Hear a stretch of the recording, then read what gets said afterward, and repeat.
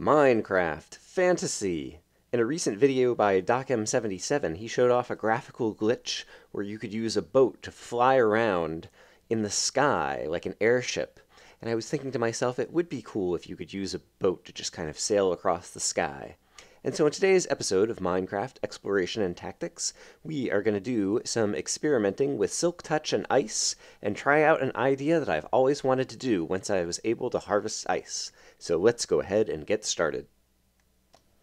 Welcome back to more Exploration and Tactics with Brian. Here we are in Minecraft in the Exploration and Tactics world, and I have traveled back to the north, back near my spawn point, and we appear to be in some kind of snow biome. And I wonder what it is that I intend to do over here. Yes, that's right. I finally want to collect some ice. And I was trying to find a good way to do it, and I think probably a good way to do it is to create a little ice farm. And the idea is like this, where basically I am doing this terribly inefficiently, a bunch of water source blocks around two edges of this kind of trough here in my icy biome. And so just taking advantage of the fact that any two water source bricks next to each other create another water source brick in between them, provided that the block below is a solid block. Oops, come back, water. And so, first thing that we're going to do is kind of like fill up an entire lake filled with water source blocks in this little cobblestone thing that I've hollowed out. Oops, I did it again. Oh dear. I did not intend for that to be a song title. Alright, so there we have a lake, and sure enough, it is already starting to freeze over. And so one thing I want to do, it is 12:29, it just turned on the clock over here. I want to get a sense of how long it takes ice to freeze over the entire thing, and I've also heard people say that ice is more likely to freeze if it's next to a solid block, and indeed this does seem the first few cubes have been kind of like freezing from the outside as opposed to randomly freezing in the inside. You'll notice I've erected this netherrack here. Water only freezes if you're in a frozen biome and if it's exposed to the sky, kind of like exposed to sunlight. And so as a result, basically this row that's under netherrack and this column over here that's under netherrack will not be exposed to the sky, and as a result they will never freeze. And so they'll be the infinite water source. And so basically after this all freezes over, I can dig up all the ice, and then these guys on the edges will still be water, and the water will flow back in and turn this whole thing back into another pond. But it definitely does appear to be freezing from the outside. So in any case, I'm going to let some time pass in real life and just get a sense of how long it takes. I think this pool that I created is like 12 by 8. I don't know. I just kind of created an arbitrary size pool where there was some nice flat land. I'm going to see how long it takes it to freeze over, and then see if possibly we can make some adjustments that would make it freeze any faster. So I will see you guys in a little bit. Alright, this is just 4 minutes later, and you can see that it is kind of creeping in from the outside edges, but nothing is growing in from this side because it's got water on the side, and so it seems like it is true that ice needs to form next to a solid block. And so we might be able to make the lake freeze over faster by adding some kind of like seed crystals of like a piece of cobblestone somewhere over here, so that there'll be some ice that starts to form over here quicker. But in any case, I'm going to go ahead and time this until it's frozen over, or at least almost completely frozen over. So I will see you guys again in a moment. Newsflash! Newsflash! Ice in Minecraft freezes very slowly. In fact, the sun is going down. Fortunately, I have crafted a device that can protect us from the mobs that might begin to spawn. It is called a bed! And so I will go to sleep, and I will keep waiting for the lake to freeze. Clearly, this cow is interested in science. Cow, what are you learning? What have you figured out about ice? Okay, at this point it has been about 15 minutes of actual real time. And as you can see, it still is not completely frozen, and as expected, the parts that are having the most trouble freezing are the parts over here and the parts in the middle, because it was kind of growing out from this edge and this edge, and so there was nothing in the middle to help grow it out, and there was nothing over in this corner to help grow it out. And so I am going to go ahead and take that as a result And then what I think I want to do is basically place a couple of pieces of cobblestone down and then let the whole thing refreeze. But of course, before it refreezes, we actually want to gather it with Silk Touch, because the whole point of doing all of this work is the fact that we can actually gather ice. I believe you can use a Silk Touch shovel to gather ice, which would be more efficient in terms of diamonds than a Silk Touch pick, but I don't have a Silk Touch shovel yet. I do have a Silk Touch pick, and so a Silk Touch pick is what it's going to be. This one is also efficient, and so I'm worried about how easy it's going to be to kind of break the ice. But, oh, that is so nice. It makes the glass breaking sound. Oh, but this is so exciting. This is the first time that I have legitimately had ice in my inventory in a nice Minecraft Let's Play survival map. And so this is going to be super cool, and I already have a first idea of what we're going to try doing with the ice today. This is an idea that I have no idea whether or not it's going to work. I could have gone ahead and, tried things out in creative mode, but I didn't want to do that. Oops. So that's one of the dangers of this. Like, we're on top of kind of an actual lake, and so I kind of want to have the bottom kind of filled in, but I'm not going to break it. Yeah, I could have tried things out in creative mode beforehand, but I think it'll be more exciting for it to be kind of like a surprise in real time, both for you and for me, to see if my experiment actually pans out.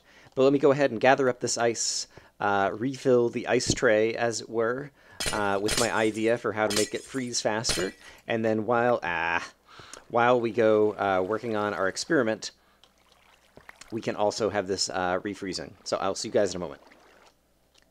Alright, so the idea that I have is for a kind of levitating boat highway. Not sure how else really to describe it. And so this is going to be non-trivial to construct, I expect. But yeah, I will try to show you the idea. Yeah, this is already not quite right. Oh no, I think this might be okay. We'll see. Alright, so I'm going to have some water flowing here. And here. Oops. Let's almost slid right off of the ice. So basically I'm going to start things off with a little infinite water source over here. And sadly it's flowing over the edges, which I didn't want it to do. Let me go ahead and refill my buckets while I'm here. But I want to take advantage of the fact that when ice melts, it doesn't update. So one thing that's always very difficult is there's an ice block right there. You can't see water through ice or vice versa, because they both have a transparency. And so that makes things kind of difficult. Oh, and this ice is still going to freeze too, right? I need to think about that as well. Alright, I'll be right back. I need to do a second shot at this. Alright, so I'm going to try this again. I've erected some netherrack, just like over there, just to shield it from the sun to prevent this from freezing, and I've added a little bit more of a wood barrier here. So now I believe I can create an infinite water source right here that will all just flow into that tiny hole. And so I should be able to put water there and there. Oh no, it still flows out that way. One more try. As an aside, with this little seed piece of cobblestone, it definitely is freezing faster. This is after only about 10 minutes of this lake being refrozen. And now it's almost done, as opposed to 15 minutes, and it still had a couple of big sections left, and so that's definitely helping. But I'm still rebuilding this. Okay, maybe now I'm on the right track for what I wanted to try to do. I've got one water source that's kind of flowing diagonally down to here. These are the places where the water can finally reach, where it gets to the very edge. And now here I have ice blocks that are floating above nothing, and I'm going to put a couple more of them down. I will put one here, and then another one here, and I'm going to put them in kind of a staggered diagonal pattern, like this. Let me even do one more. And then I'm going to use my axe to go ahead and remove the wood. And then we're going to melt these pieces of floating ice. And the thing about ice is, when it melts and turns into a water source brick, it doesn't actually have the water source brick begin to flow unless there is a block update. And a block update would be something changing right next to that, particular block.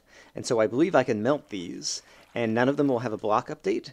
And so I'll have floating water source bricks. And then I want to see if I can ride a boat all the way across it and then possibly use this as kind of, instead of the sky rail, a sky floating ice water thingy.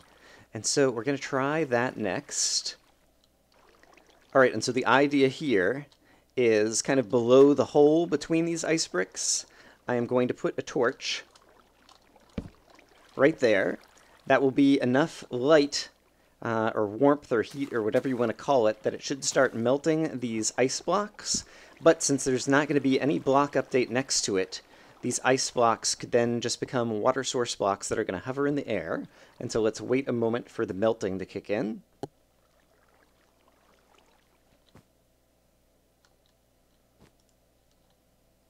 Okay, there we go. There's the melting. Oh no, we got a block update. I'm not sure where the block update came from. It might have come from the water that was flowing in. And so let me try this again, because I do think this will work. Alright, so I've got a similar setup as before, except for this time I'm starting one block away from the flowing water, because possibly the flowing water was somehow updating when the ice melted. And so basically now none of the ice is actually touching the flowing water, and so there's going to be this little gap where the water flow ends right before it gets to the ice blocks. But once again, I will go ahead and tear away all of this dirt that I was using as scaffolding. And then we can melt the ice blocks themselves. And I have to put my torch where I'm going to melt it one block over from where it used to be. You have to put the torch right there, so that once again the torch is not adjacent. Because eventually when I remove the torch, I don't want that to cause a block update. But once again, let's go ahead. Okay, that melted that, and so that is just hovering in midair. And it will melt that, and will it also melt that one? That one might be too far away. I might need another torch over here. So let's go ahead and... Is that the right location? This should be close enough in any case, and it's not adjacent to it. So this torch should be able to melt this piece of ice, and that torch should melt that piece of ice, and then once all of these are melted, then we are going to need a boat. And so I guess I can go ahead and craft a boat. And basically, I want to see if I can sail across these diagonally kind of like floating ice blocks. And if I can, I think this will be a super fun, epic mode of travel in Minecraft. And so I will wait here for the rest of this to melt. Okay, it took forever, but finally all 4 of those ice blocks have melted. None of these blocks are adjacent to any of those ice blocks, and so breaking them or breaking this torch is not going to cause a block update. And so now we have hovering water blocks. They're exposed to sunlight, but water source blocks only freeze if they have another block below them. Now, unfortunately here, I asserted that the water would not refreeze unless there was a block below it. It turns out that it does, and I'd actually caught it on camera somewhere, but I misplaced the video segment, so I don't have it here. But basically, we do need to continue to keep the torches or some other light source around, or otherwise cover up the path, in order to prevent these floating water blocks from refreezing. And so those are not going to freeze. And so now the question is, can I sail across this in a boat? And so, oh, can I even get the boat in this little cubbyhole here? Alright, here goes nothing, hopefully. I'm in the boat. Ah, and the boat broke because I've never even tried, I think, sailing a boat inside like a too wide thingy like this before. And so I didn't think about the fact that that might be the sticking point. Let me build a few more boats since they're probably going to break, and I'll try this a few times. Alright, here's another attempt. Could always change things to use lily pads or something. Okay, no, that boat broke. You know what we could do? We could just try to start right here. Let's try that, maybe. Kind of grasping at straws a little bit. Ah, that broke too. Alright, let me try a couple other things, and I'll get back to you in a moment. Alright, let's try again. I've made the little launcher area more open. I have no idea if this is going to work, but let's see. If I put the boat here... Oop, I'm not sure if I was really kind of in it or not. I believe now can I, like, recollect my boat? Neat. That's happy. So let's go try and launch that again. But that at least had some shades of promise. And so if I can get an appropriate launcher, maybe I can actually get into this stream. Yes! That seemed like I was doing it, right? Like, that seemed like I was actually kind of like staying and just sailing along this bumpy little bit of water.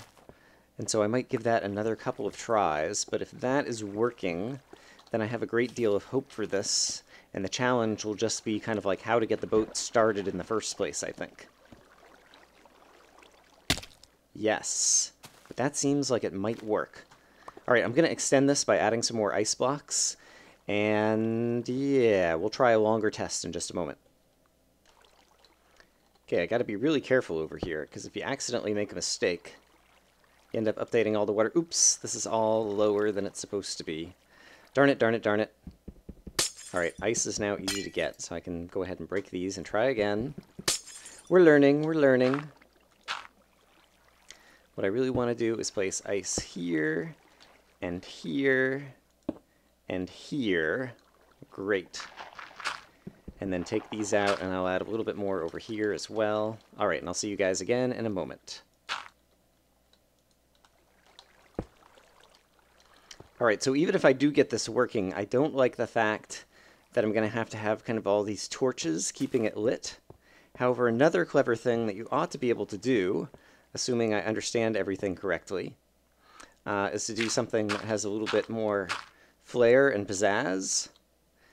And so that is this. Basically, I could put some ice there, and then I believe I could put some netherrack.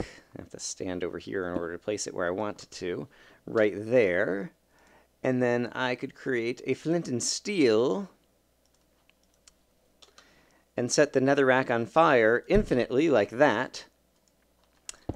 And that would melt the ice. And since the fire is never going to create a block update, since the fire is going to stay on fire for forever, then that would keep the water, yes, just hovering there forever. And so that would at least look cool if I had like netherrack fires under it as opposed to the torches, which I think kind of like look silly, because that would make it look even freakier. In any case, this is all melted again. And so let's go do another test with the boat. But yeah, basically I was trying to think of, people wanted me to bring back the sky rail because people enjoyed the sky rail as kind of a build, as a way to get places fast in the overworld. And while I'm not opposed to doing another sky rail, I was trying to think of other creative ways to kind of get around, oh, this is so going to work. Look at that. Isn't that beautiful? In the sky. And so I think the sky boat system, or I'm not sure what to name it, could be a really fun thing to do. And yeah, I also have to measure how fast. Like, I didn't see, let me see if I can kind of like accelerate in the boat the whole time. Because it might be the case that this actually gets you a good bit of speed too. We might have to do like speed testing race. Oops. Ooh. I think that's an entity, and so it's not going to do a block update if I break this boat. Assuming I can break this boat. Boat, come back! Oh, boats are so wacky. Alright, well, it's not going to block update. I can get rid of this torch and then put it back. Let me get my boat back. And we replace that torch before all this water freezes. Oh, yeah, this is still... There's going to be plenty of engineering challenges. But I don't mind engineering challenges if they're going to let us do awesome things. And so this is where I need to place this torch back. 1, 2, 3. Torch. But I just want to see if I can kind of accelerate in the boat while I'm on here and get a sense of just how fast it goes relative to a powered minecart. Because I think boats travel a little bit faster in this update I've read. Haven't done much experimenting with boats yet.